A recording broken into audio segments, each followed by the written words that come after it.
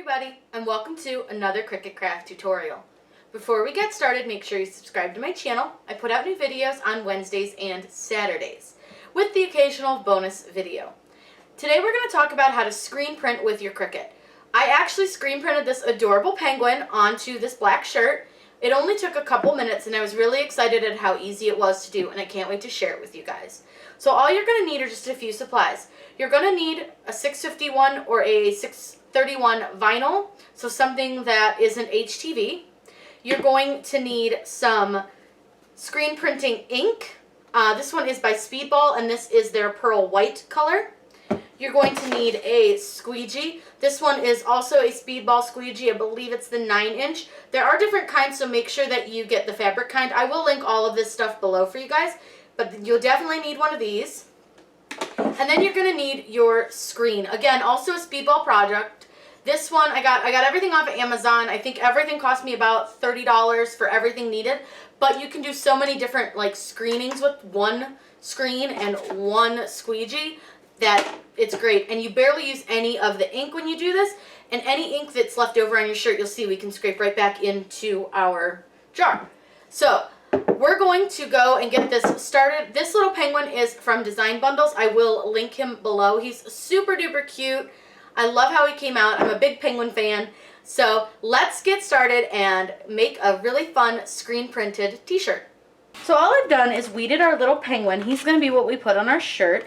And I just did what I call a reverse weed, where I do opposite. So it's like a negative weed because he's going to be our stencil. So it's just like you do when you stencil. And then I put some transfer tape on him. So let's slide this out of the way because we don't need that right this second.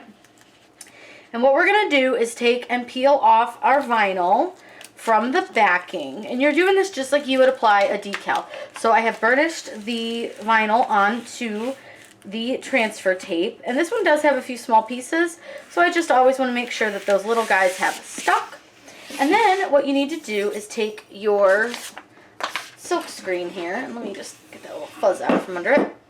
And you place your penguin or your design, whatever you're doing, inside of your screen. And he doesn't have to be fully centered because you can center him on the shirt once you have placed your silk screen down.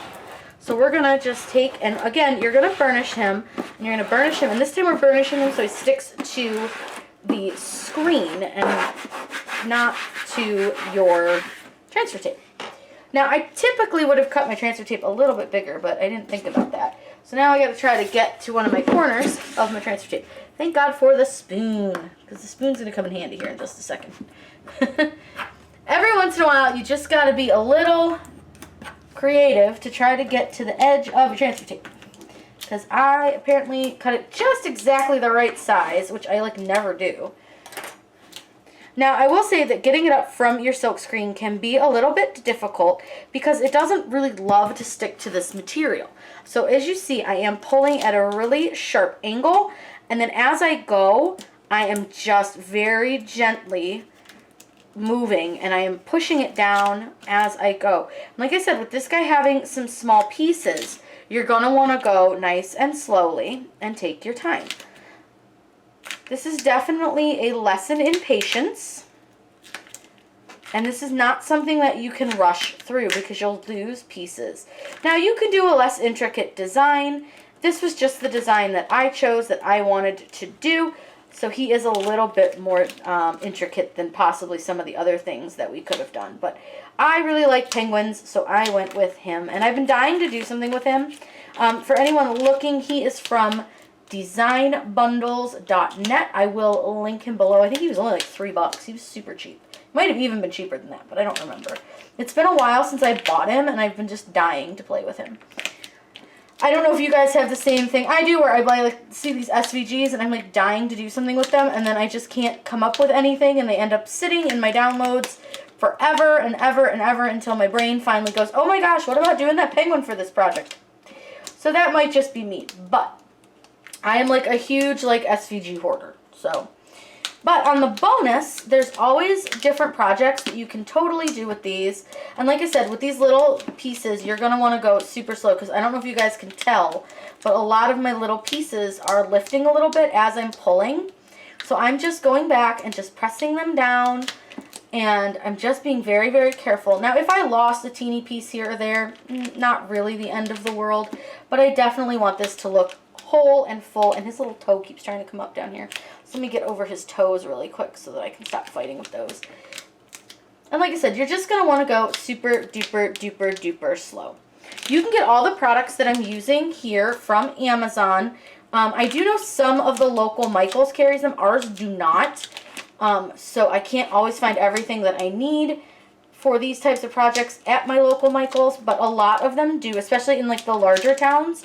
I know I have found some of the stuff when I've been at some of the bigger stores. So keep that in mind. You don't necessarily have to just wait for Amazon. A lot of times your local craft stores will have the products you need. It's just depending on your store. And you may be able to use coupons on some of these, but I did get some pretty good prices off of Amazon. The actual screen itself, I think, was about $20. It might have been only $14. I can't remember. And then the paint was like $6 or $8, which I didn't think was bad because you really don't use that much. I call it paint, but I guess it's technically ink. But this is what I got. It's a pearl white, so we'll see how that looks. It looked really pretty in the pictures, and I thought it would be really pretty against my black shirt that I'm using this on. You'll want to read your product, like your bottle or your descriptions on your websites where you order them from, because some of them are truly meant for dark materials. This pearl white specifically states to use it on the dark materials. My best guess is because it's probably such a light color that it's not going to show up on your white or gray shirts. So just keep that in mind when you're going to purchase your paints or your inks. Just something to keep in mind. I'm going to go ahead and finish this guy off camera because this is going to take me a hot minute. And when we come back, we can get ready. Once you've gotten your design onto your screen print, you want to make sure that you've pressed down everywhere because, again, it does lift a little bit. And then you're going to take some painter's tape and you're just going to cover up all of the edges. And this is just to protect the design from getting any extra paint on it.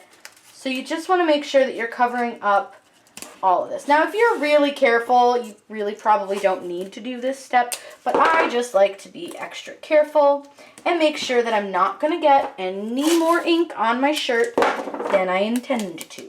Because this little guy took a while to weed and a while to get on here, and because he's super intricate, I just don't want to mess him up.